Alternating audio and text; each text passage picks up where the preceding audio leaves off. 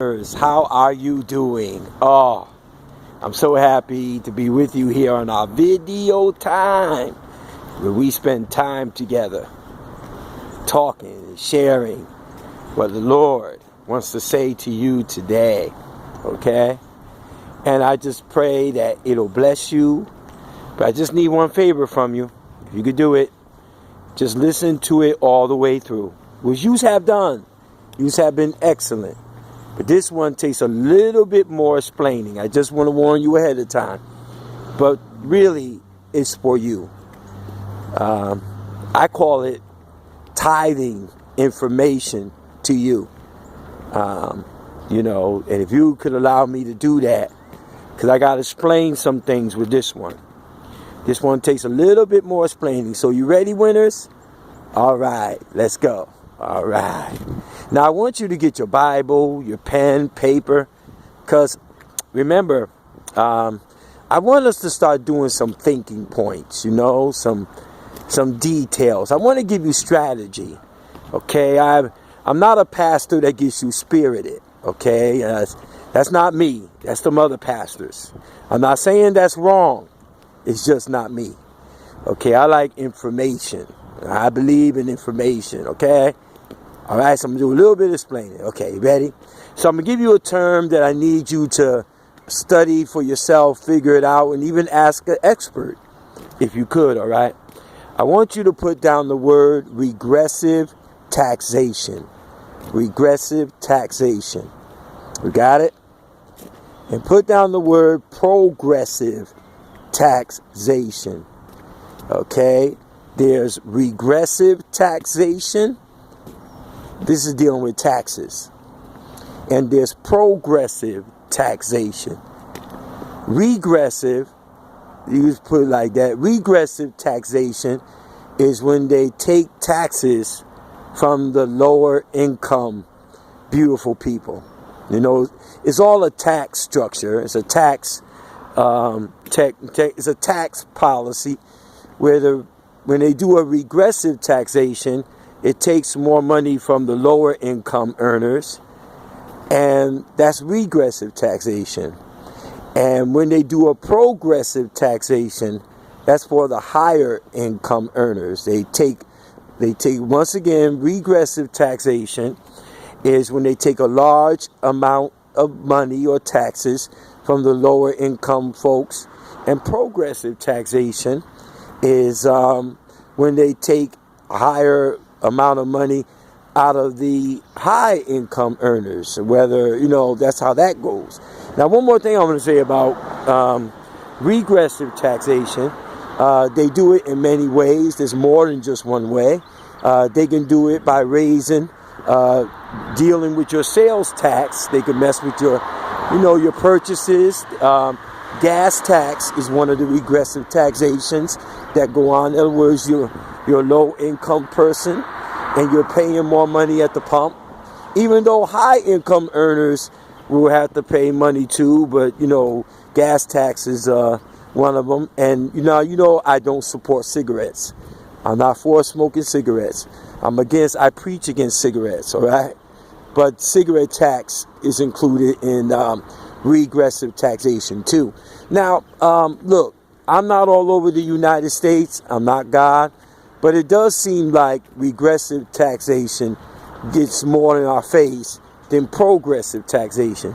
That's the way of the world, as Earth, Wind, and Fire has said. So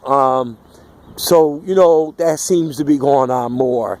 And it seems like the way most states, I'm not saying all, are talking about regressive taxation, it seems like they're going to once again, now I'm not saying I have proof of that, but it seems like from keeping up on things, seems like regressive taxation will be the reality more than progressive taxation. So if you have a financial cousin or uncle or mother or father, talk to them about that. Let that be a conversation. You need to understand what that is. You need to know so you can know how to plan your economics. So I advise you to get together with a person that knows about taxes and get together with somebody that you know. And if you got a professional financial expert, talk to them about it. they may be happy that you know that and want to talk. They're probably waiting for that conversation. So I'm just giving you some side advice before we get into the lesson. Start to learn how to manage the economic situation till you come out of it.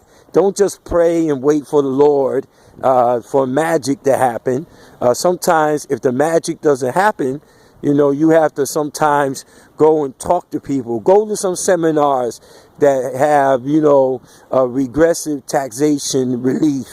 And I'm telling you, education and information is the way out of struggle, and everything. So let's get back into the lesson and everything. Now, to let you know that I'm not just preaching to you, my oldest sister, Linda Griffin, and her son, they are tax experts. They're professional. And, I'm going to be talking to them. Some stuff I have learned, but I'm a learner. So no matter what I research, I'm always going to go to my sister and her son, a mother and son team. And I just want to, say their business over the video. And I tell you, I'm going to connect with them. I want them to be a part of my life, give me tax advice. They are excellent. Linda and Michael Griffin, a son and daughter, my sister and my nephew. I give a shout out to their business. They're professional, they're certified, and they're doing great things in Connecticut. Linda and Mike, God bless you.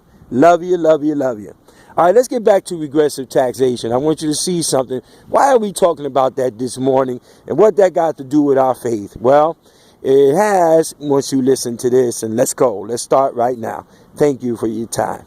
Now, like we stated, regressive taxation is once again hitting the low income earners, and that's a fact. And I just want to keep you aware on some things so you can guard your money as you're trying to grow in God. Because you don't want to come to a place where you're learning from a church and your money's being taken.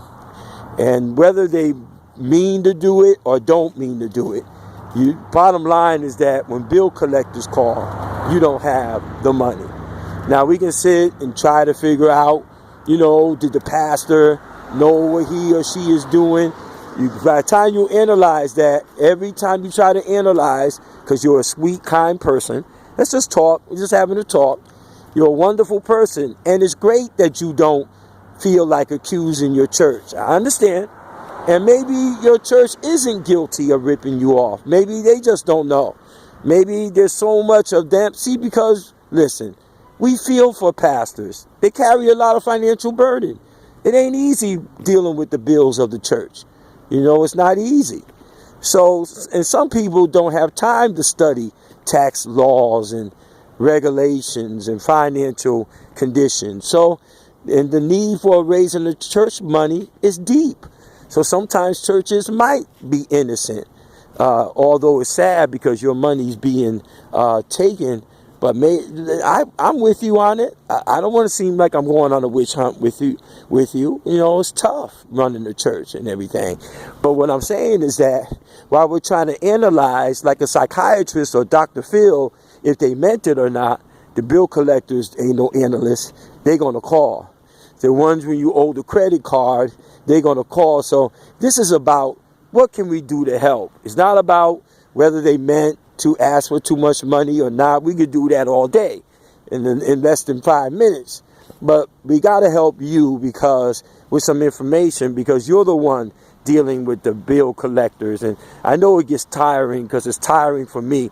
So when we continue with the series, which we're going to do, I just need you to hang in there with me, okay? Just listen to the whole series. I'm going to cut this video time out and go to the next video thing. Please watch part 2. I'm just encouraging you. There's some things I like to share with you, and I hope you come and visit us when we do video part 2 of the same subject. See you at part 2.